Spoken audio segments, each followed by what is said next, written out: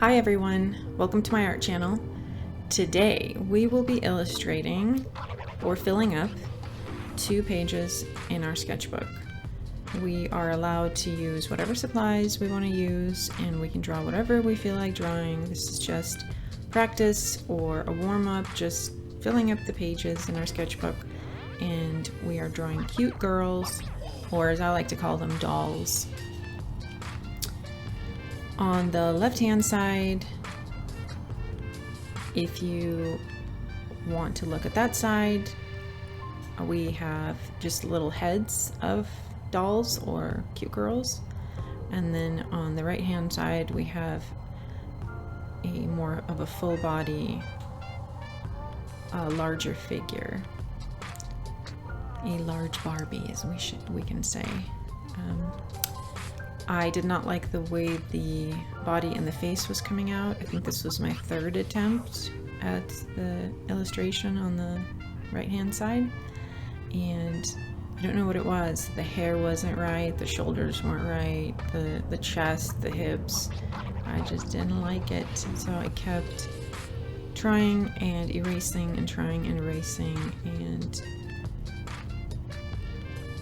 I don't know if you guys have noticed this about faces, but on a person's face, you have certain lines, or yes, shapes that keep repeating themselves. They repeat in the eyes, the eyebrows, the nose, the tip of the nose, the chin, and the lips.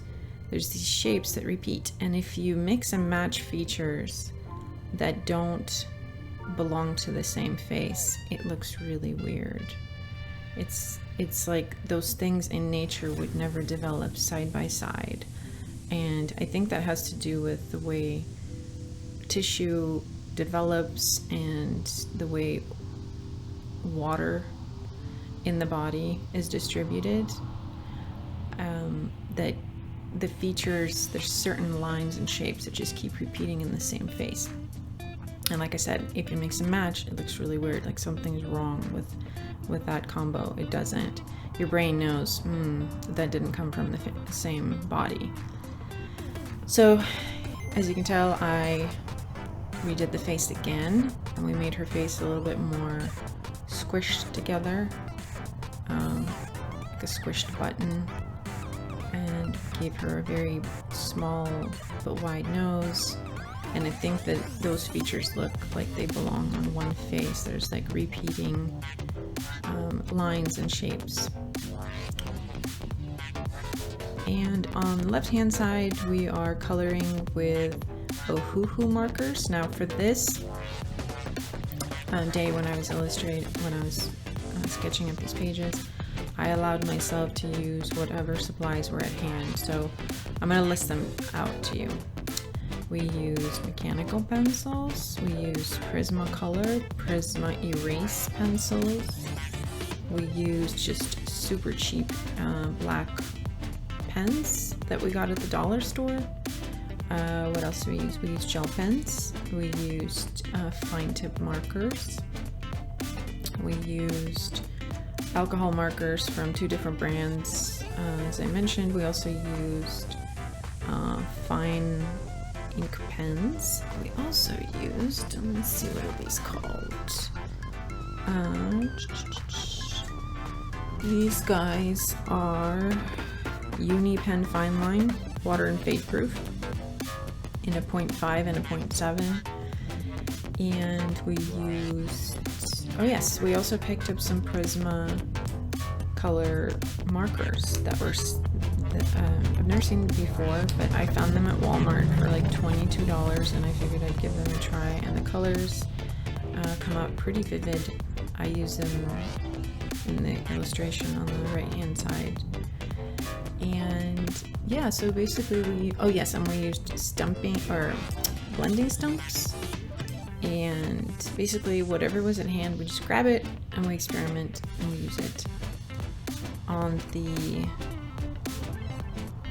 left-hand side, when I filled in the skin, my marker was dying on me, and I told myself that I have to use up the markers I have before I can purchase more, and these are older markers. I've had them probably for 2 years now, maybe a little bit more, and I'm assuming they do dry out and get old, so I just want to plow through and see how many I can just drain and use up, and then we will have an excuse to buy a whole new set.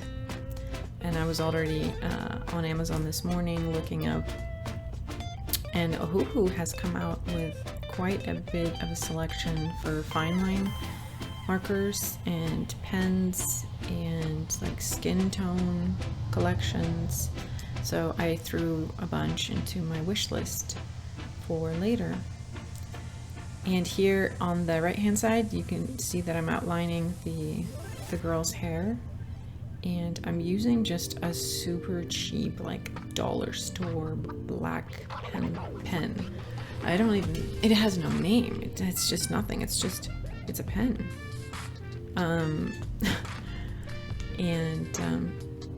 Yeah, different lines come out, the ink flows differently. You have to be careful because you can smear it with your hand, or start like dotting areas you don't want because it's the ink transferred to your palm, and then wherever you lay your palm you're just gonna like leave a spot. So yeah, this was a lot of fun. We took some breaks to play with the dogs and throw a ball, and as you saw from the beginning clip, Minnie was put in, she got another dress, she got a summer dress, and she does not like her dresses. She is obviously more depressed when we put her in a dress than she is without one, and she can't scratch herself as easily. So I just put it on her real quick just to film her outside, and then took it off, and then she was super happy again because she was free. And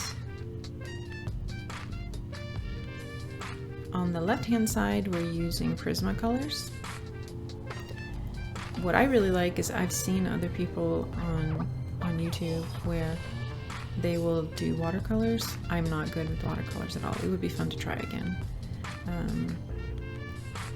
and experiment with that. But they take a Prismacolor and they then apply on top of the watercolor. This texture shows up from the colored pencils, and I really like that look, especially if you like zoom in closer and you look at the texture of the color. Anyway, I really like that. Yeah, on the right hand side my skin tone marker was giving out. It was not happy. I also didn't blend very much. I should try that next time and take the blending marker and then try to make these transitions a bit more smooth. And I probably should have used a different paper, more probably mixed media paper would be better for this, because it soaked through the pages and soaked onto the other pages next to it, which I don't mind, but I think that for blending, I think I need a different kind of paper for it to look better, like for the gradients to blend better. And on the left hand side we are illustrating a girl just using a mechanical pencil, and now we're blending with a blending stump. I love to do that. It creates so much more depth. It's a lot of fun. I noticed just from rewatching my own recordings that I like to go over the sketches over and over again and just apply more pressure with the mechanical pencil, just to give it, just to confidently more, you know, after the initial sketch was done or settled on, to give it more depth to the line. And we are blending, and then I grabbed this obnoxious neon marker that I have. I actually have 1, 2, 3, 4 of these kind of markers. And again, there were no rules to this, it was just to have fun. And then when I applied it to the pink, as you can tell, the dress turned orange. And I thought, oh, that's cool, that's a cool effect. And kind of brings sunshine and light and into the image. So the day was coming to an end, but I wanted to continue drawing, so I went to my couch, and I couldn't film from my couch, and this is where I did these other 3 drawings, and just sitting on the couch and trying different colors. I think I tried to blend a little bit more, but again, it was just to fill the page. And I took some old sketchbooks that had just very, very simple sketches, and I thought, I'm going to redraw them and then I'm going to color them. We're going to do a little bit of markers and a little bit of pencil, a little bit of outline, and that's what we did. It turns out while editing, I didn't speed up the process on the right hand side, but after watching it, my husband said, oh no, you should keep the original, the speed that, you know, I was actually drawing in, just to see how long it takes, also to see how the wrist moves, how the hand moves. I learn a lot when I watch other people, the way that they hold their pens or their pencils, and the way they flick their wrists, and the way that they put down the line. So again, didn't like the face. We redid the face again. The expression just wasn't what I liked, wasn't what I was looking for. I noticed that a lot of my recent illustrations, that the characters have their eyes pulled apart more and more. Like the girl on the left hand side, her eyes are like really far apart. And I started to think, why am I drawing these kind of faces? And it's because of my dog. So you saw 3 dogs at the beginning. One of the dogs, his name is Oliver or Ollie. He is the caramel colored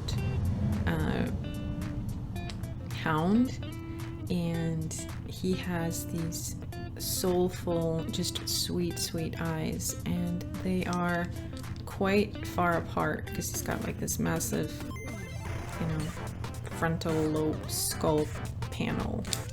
And whenever he's begging to go play with him, and because he loves fetching, he gives you that expression, and I think that's why a lot of my current characters are coming out with their eyes looking like they belong to him. Like if Ollie could be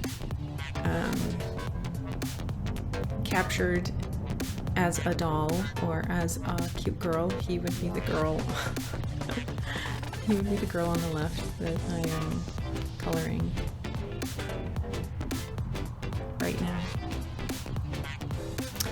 And yeah, on the right hand side, that's where I'm using the Uni Pen Fine Line Water and Fade Proof ink. I got these on Amazon as well, and I think they're at 0.7 or 0.5, and you have to move when you put down the line, you have to move quite quickly because the ink flows very easily, so it pools, so you have to move your line pretty quickly. On the left hand side, we picked up a Prismacolor brown pencil and wanted to do more of a softer illustration with Prismas. It's funny, when I illustrate in Procreate, I don't have to apply much pressure. And then when I do traditional sketches or drawings, and it's with, you know, pencil, especially with Prisma, and you want a rich, saturated color, you really have to put effort, because my wrist was hurting at the end of the day. It's all right now, but I felt that I was applying pressure. Here I'm fixing the neck with a whiteout. I went and got some whiteout. I know there's a lot of highlighting white pens out there, you know, for like eye highlights or hair highlights, and I've always used whiteout, but whiteout comes out very unevenly and you have to spread it out correctly, but it is the most vivid and you get that crisp white color that you're looking for. Because I've ordered some, I mean, I've tried some, like, okay, for example, okay, here's one. Uniball Signo, S-I-G-N-O, a UM153 pen from Japan. Just got it on Amazon because other artists were using it or other illustrators were using it. It is horrible because you try to do a highlight and it just drags the color from underneath and turns into just like muck. Turns terrible. That's why the whiteout works a lot better for highlights. And oftentimes I will just leave the highlight white on purpose, but it's still not very crisp because I'll smear like pencil into it and ink will smear into it. So yeah. In this last illustration, on the right hand side, I was just thought keeping it very neutral and didn't want to color everything. Just wanted to do some soft pinks.